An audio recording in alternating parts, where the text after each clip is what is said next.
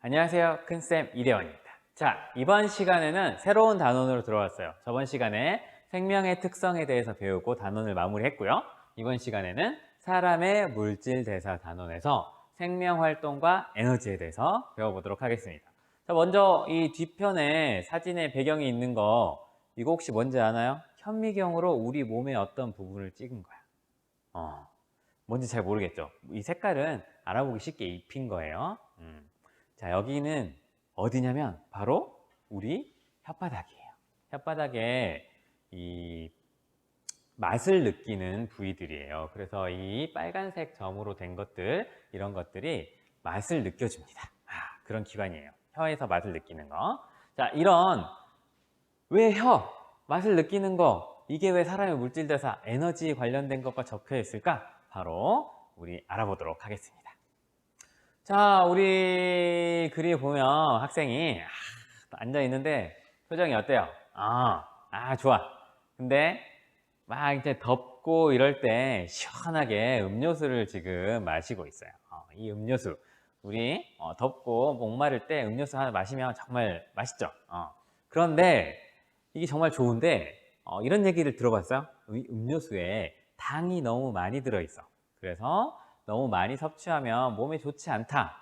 그런 얘기들을 많이 하는데, 자, 그러면 이 음료수에 들어있는 당은 도대체 우리 몸에서 어떤 역할을 하고 또 어떻게 많이 먹으면 좋지 않을까, 이런 것들을 우리가 이번 수업, 이 단원의 수업을 배워보면 알 수 있게 됩니다. 그래서 수업을 잘 들어봐요. 자, 먼저 우리 몸의 물질 대사에 대해서 한번 알아볼게요. 자, 우리는 생명활동을 하면서 끊임없이 에너지를 섭취하고 쓰고 살아갑니다. 그렇죠? 우리는 에너지를 어떻게 얻지? 보통?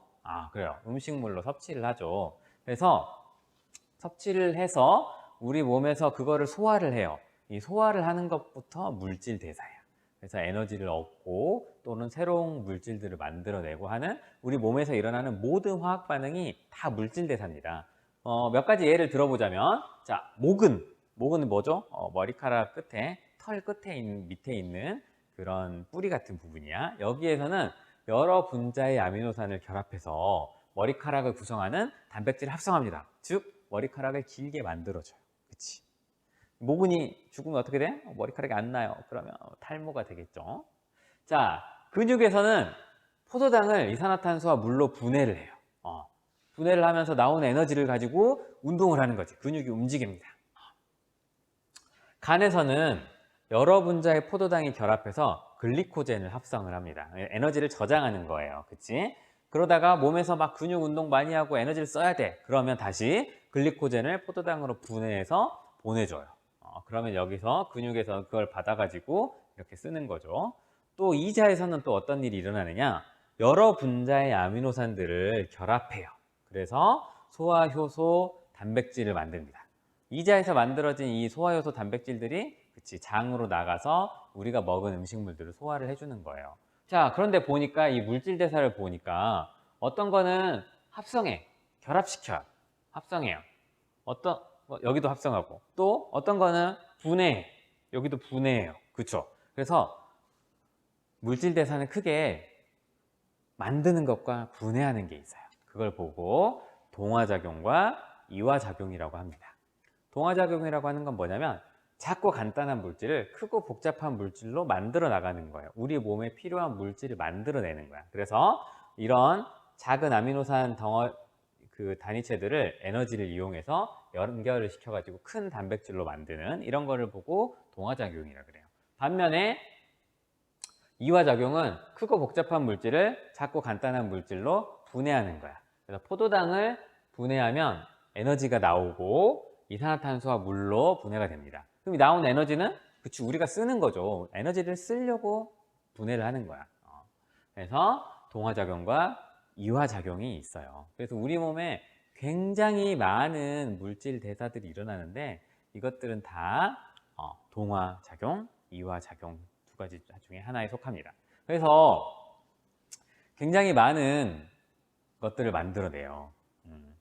그래서 이제 에너지의 전환과 이용도 한번 살펴볼게요. 우리가 생명활동을 하면서는 끊임없이 에너지가 필요해. 그치? 그 에너지는 우리가 어떻게 얻어요?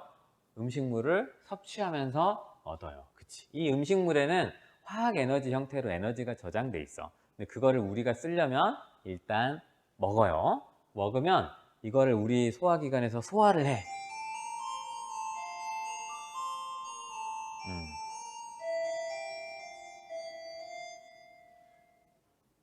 자, 다시. 자, 우리가 음식을 먹어요. 그러면 이 음식물을 우리가 소화를 해. 소화를 해가지고 그것들을 흡수하죠. 그러면 그 흡수한 그 양분들이 세포로 들어가서요. 세포 안에 있는 미토콘드리아로 갑니다. 그래서 이 미토콘드리아에서는 포도당을 이용해서 산소랑 결합을 시켜가지고 분해를 해요. 세포 호흡이라고 합니다. 그래서 이산화탄소와 물을 만들면서 에너지를 방출해요. 대부분의 에너지는 열로 방출되고 그 중에 일부는 화학 에너지 형태로 저장이 되는데 바로 그 저장을 할 때 쓰는 물질이 ATP라고 합니다. 그래서 이 ATP는 에너지를 저장하고 있는 물질이야. 우리 몸에서 에너지 저장 물질이에요. 그래서 많은 ATP를 만들어내서 이제 다른 데서는 이 ATP를 다시 분해해서 사용합니다. 그럼 이 ATP는 도대체 어떤 애인가? 중요한 거니까 한번 살펴볼게요. 자, 이렇게 리보스와 아데닌이 결합된 거를 아데노신이라 그래. 아데노신이라고 하는데 여기에 인산이 여러 개가 붙어 있어요. 그 중에 인산이 2개 붙어 있는 것까지를 아데노신 2인산 ADP라고 부릅니다. 인산이 3개 붙어 있으면 아데노신 3인산에서 ATP라 그래요. 이 T가 트리 알지? 뭐 트리플 이런 거 3개라는 뜻이야. 이 D는 2개라는 뜻이에요. 그래서 인이 2개 있는 아데노신이다. 인이 3개 있는 아데노신이다. 이렇게 ADP, ATP라고 부릅니다. 얘네들이 어떤 식으로 쓰이냐면 자, 세포호흡을 했어요. 이 포도당을 산소와 결합해서 이산화탄소 물로 분해하고 열과 에너지로 둘 다 에너지지. 근데 열 에너지와 우리가 흡수할 수 있는 화학 에너지로 만들었어요. 그럼 이 에너지가 어떻게 저장이 되냐면 ADP, 인산이 2개인 애한테 이 에너지를 이용해서 이 인산을 하나 더 붙여요. 그래서 ATP로 만들어내는. 그러면 이거 이제 ATP로 저장이 된 거야. 그러면 이 저장된 에너지는 우리가 필요한 곳에서 가가지고 다시 인산이 하나가 떨어져 나가면서 에너지를 방출하면 그걸 우리가 이용하는 거예요. 그래서 이 에너지는 근육이 움직이거나 아니면 뭐 체온을 유지하거나 우리 몸에서 열을 내거나 정신활동, 뇌에서 어떤 활동들을 하려면 에너지가 필요해요. 여러분들 공부 많이 하면 배가 고파져. 그치? 당이 떨어져요. 그죠? 그래서 이런 데서 쓰이고 또 생장, 여러분들이 키가 크고 몸이 커지는데 에너지가 필요하겠죠. 그런 곳에서 이 ATP가 쓰입니다. 그래서 굉장히 다양하게 쓰이는 이 에너지들이 다 ATP로 웬만하면 저장이 돼가지고 쓰이는 거예요. 자, 이렇게 우리 몸에 다양한 물질 대사가 일어나고 특히 에너지 전환은 이 ATP랑 관련이 있어요. 자, 그러면 우리 배웠어. 여기서 다 배운 선생님 질문을 하나 할게요. 자, ATP를 만드는 에너지는 어디에서 올까요?